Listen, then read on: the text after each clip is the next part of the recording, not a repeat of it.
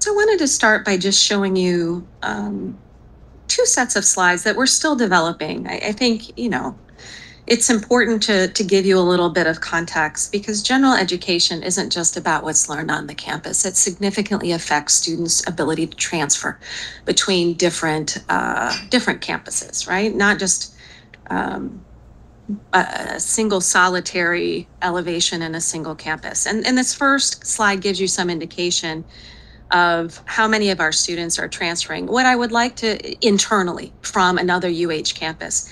What I want to point out to you is that percentage of 46%. It is a really relatively unique thing to see that we are receiving less students in some places than we are receiving our own students internally. And in a moment when 18-year-old demographics are declining in particular, and you've heard us talk quite a bit about enrollment and different strategies to enhance enrollment, this is one area that is declining as opposed to growing. At Manoa, it was a 9% decline in transfer this year, which, if we spend millions of dollars to bring in new freshmen, but then also lose the transfer students, we end up with a negative gain in some of these places. So just trying to put the whole picture together. It's not simply a set of curriculum, but also a question of enrollment and transferability across the system.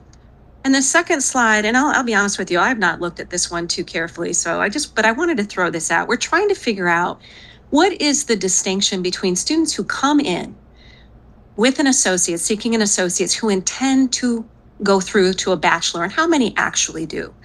And what I'm hearing nationally, the percentage is around 80% of students who come in and say they want a bachelor's when they start. So far, what we've counted is 40% at the university. So that's something to work on right from the beginning. But if you notice the distinction between those that say it and those that actually do it within 3 years to matriculate into a bachelor's, that number is only between 24% or less. I think those last two columns are a little misleading because there haven't been sufficient time to matriculate. But if we have 40% of our students who think that's what they want and only 24% end up pursuing it, we're doing something, there's a gap there that we want to have a conversation about. And general education is part of that conversation.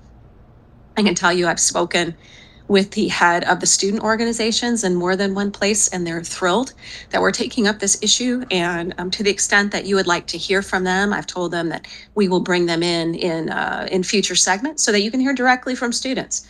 What is the effect of a system of gen ed that doesn't fully transfer? So in accordance with what you all said, as you know, there has not been a major overhaul at the system level in decades. There has been an attempt over the last 5 years to do so that has been unsuccessful. And so at the end of this particular last academic year, you all set us with a task to move this forward and reach a fully articulated general education. And it's mostly there. What I can tell you, I've heard from different campuses, is that they felt like they were not part of the process, that it was not a conversation that was full of mutual respect across the campuses. And so that is the goal. The goal is to set that everyone's in the room, we're having this conversation, and we're doing so in a way that preserves both the respect for the campuses, but also a recognition that at the heart of this conversation are the students that we're serving and who are affected by this. So you can see this is what's happened so far. We asked the campuses for nominees, the faculty senates. We selected those folks. We looked at them as well. And we now have 13 committee members, 1 from each campus and 4 from Manoa, in recognition of the size of the students at Manoa. We did have the first meeting and charge, and Regent Tochiki participated in that. And you can see here we have a number of facilitators, administrators who will be doing the actual work. And so in terms of what is the charge, it is a single system-wide, fully articulated gen ed curriculum that seamlessly transfers without credit loss to facilitate junior standing that is understood, and I should say easily understood and student-centered. It is not easy to follow. As somebody who has been at multiple universities and a provost, so I had of 2 different sets of academic institutions, I can tell you I'm having a hard time following our own general ed. And so that is really the task for this group, is how do we simplify it? How do we make it easier so that it doesn't require an advisor to be able to walk you step by step with lost credits? So our guiding principles and parameters, I'm sure will not surprise you. Student-centered is the number one. System alignment is number two. Definitional clarity so that we can get to the same outcomes. We have to start from the same place. Seamless transfer without articulation agreements from our community colleges. Informed deliberation and decisive action. I will share with you what I shared with the committee, which I think is a really, really important message to stress from the beginning and throughout. And that is faculty are in the driver's seat. They are at the table. They will be certainly close partners as we move through this, but no one individual, no campus, no faculty member will control this process, in that we will come to a conclusion and bring you a recommendation by the end of this year. Because if we can't do it in 5 years, we need to reach conclusion and move on. So in terms of what the challenges are, and I'll tell you, I'm not the expert on this, and I do have experts in the room. So I may call them up if you have detailed questions, but you can see here some of the challenges that we've identified. It's mostly aligned, except that designation for the same course can vary from campus to campus. So in one place you get the credit and one you don't. And the next several talk about, frankly, the way that we control what is designated as general ed. If an individual can overturn that, there are a lot of back-end things that we need to do to ensure that there's consistency there. Allowing a course to fulfill multiple designation varies by the campus. So again, you might earn it in one place and not in the other.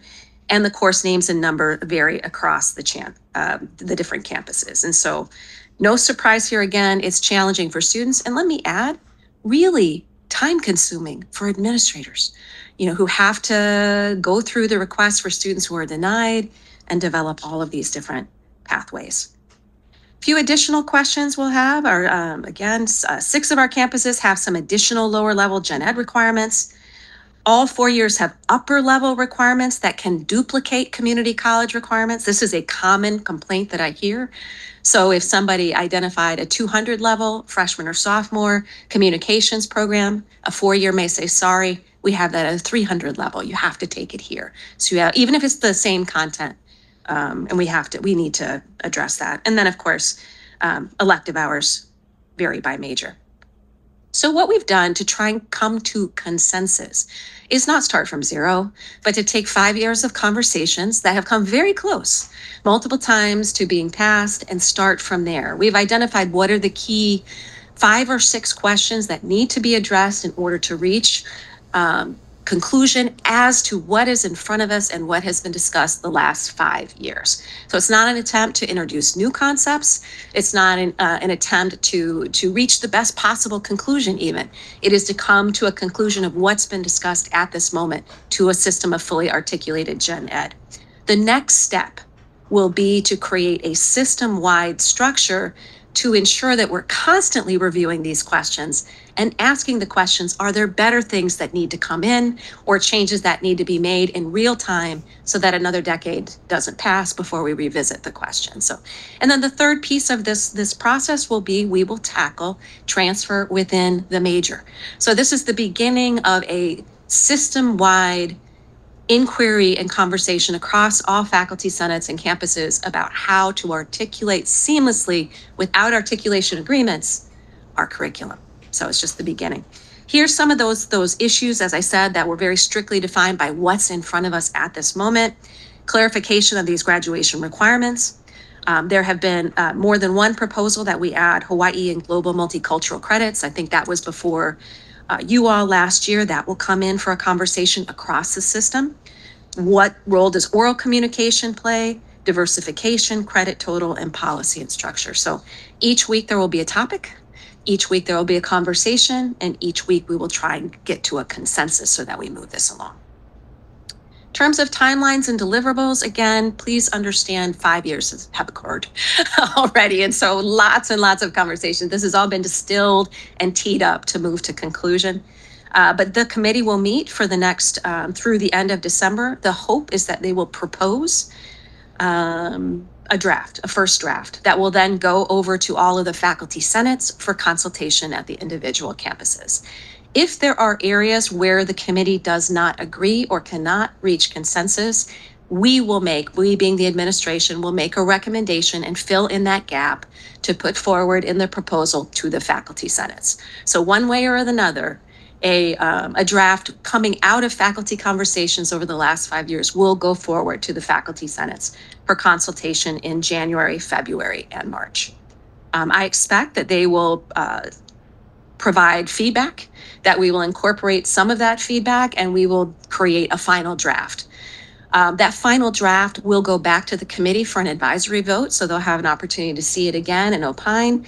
And I've asked the ACC FSC, which is the system-wide faculty governance representation. Now, there's some disagreement over whether they have the binding authority, of the full status of a regular faculty senate. I'm just asking for an advisory committee by the only group across campuses of faculty senate representatives. And so I will get that advisory report, and then we will submit to you a final proposal in May for your consideration and adoption. You can see here, this is just the summary of the 3 things I told you that we're going to do, and also that students are a critical part of this. It is often what I'm always inspired by is I know that faculty and staff are dedicated to our students. We all really care about our students. That's what we have in common. And I think being able to keep that front and center and also hear from students as to how this is affecting them is a very powerful thing. And so we will include them in some of this, as well as bring some of those testimonies to you. So I think that was me, but if it was, I'm sorry. So I'll stop there. Debbie Halbert, Vice President of Academic Strategy, is here to answer specific questions if you have it. But that is an overview of what's going forward and where we expect to go longer term over the next few years. So happy to answer your questions. Yeah, it's less a question than an observation. I think the outline is excellent, needs to be done. You're quite right. I can recall when Ernie Wilson and I were designated to work with as faculty representatives on the general ed. This was more than 2 years ago, and it needs to be finished. And I like the idea, if we can get this done before May, maybe even in April. Now, I'm not trying to be give you a bad time about it. We would do it for a very simple reason. Everything we discussed this morning about the financial implications that we're going to have to come to grips with, regardless of what happens day to day, hour to hour in Washington and elsewhere. The legislature will be finishing up the supplementary budget in May. And whatever happens between now and the end of the legislature with respect to funding for the university, for the legislature to understand what your agenda is and what we're about and what we want to accomplish as a board and administration, will be implemented then based on whatever appropriations and so on come out of it. So I'm hoping that the legislature that this message will go on to the legislature as well, that this is our intention. I think you're going to be supported totally in this by the regents. I'm sure of it. And we need to convey that then, that we're united, we know what we're doing, we know where we're going, we know what we're going to have consensus, and we're going to make decisions. And that needs to be then taken into account in the legislative considerations that are underway, decision making, so that we can implement right away. So that if we're able to pass this in April or May, that when the budget comes, the supplemental budget comes into effect in July, we're moving. I assume that's your intent, right? By the start of the fiscal year in July, you want to implement this. Ideally, right? Especially after the lag in the time that we've had. I think we often mistake a few concepts in terms of faculty governance, right? Consultation doesn't always mean unanimity. We don't have to agree on every single thing. It's that we talk to each Tell me other. about it. We do it in a respectful way. We hear each other and we try and make the best possible decisions we can for our students based on that consultation, right? Right. That doesn't mean there are multiple layers of consultation that go back time after time after time. I think that's another mistake, that once we've consulted and we've made changes that we still may not agree with, the administration needs to move forward sometimes in order to benefit our students and create clarity around which the university runs. Well, I'm hoping that organizationally and operationally that we're going to be going full bore in July of 2026. And the legislature has already been briefed by us as part of that when I brought in the Higher Education Committee to speak with us about our strategic initiatives, talking about this universal transferability, of which this is one part. And they were extremely enthusiastic. I'll be candid, they were also taken aback in not actually knowing that it doesn't universally transfer right now. And so there was a clear direction from them as well that this is a key priority from their perspective, and that, candidly, if we don't solve this problem, we may lose control over this problem. So I'm hopeful that we will all come together, have respectful conversations, and move our own agenda forward.